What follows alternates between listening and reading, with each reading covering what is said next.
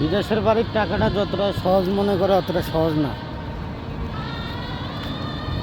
কত দামি দামি গাড়ি, হ্যাঁ, না হইলো 100টা গাড়ির জিজ্ঞাসা করছি, একটা গাড়িও পরিষ্কার করে নেই।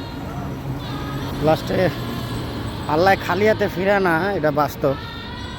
কারণ আল্লাহ পাক ভালো করেই জানে তো অনেক পরিশ্রম, ডিউটির থেকে আইসাই বাইর হয়েছি, আল্লাহ রিজেক দিয়ে দিচ্ছেন। লাস্টে একটা দোকানের কাম পাইলাম প্রায় 20 টাকা। আল্লাহর মধ্যে ওটা 1 ঘন্টা লাগছে আর কি কামটা করতে। আর 100টা গাড়িরে জিজ্ঞাসা করছি, একটা গাড়িরও পরিষ্কার করে না, খুব নিজে নিজে করে। তো বিদেশের বাড়ির সবাই টাকাটাকে খুব মূল্যবান মনে করে।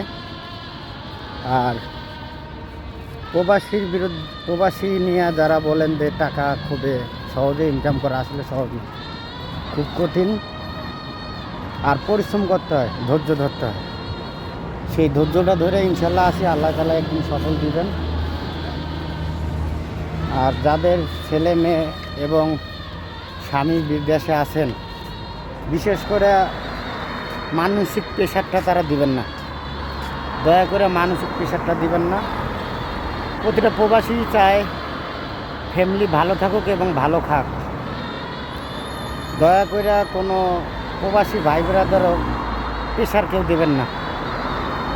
কারণ প্রতিটা প্রবাসীর মাথায় খুব টেনশন থাকে, এত টাকা ঋণ করে আইছে, কীভাবে ইনকাম করা যায়। সবাই, কিছু কিছু মানুষ আছে মদ গাঁজা খায় বেড়ায়, তাদের হিসাব করে লাভ নেই।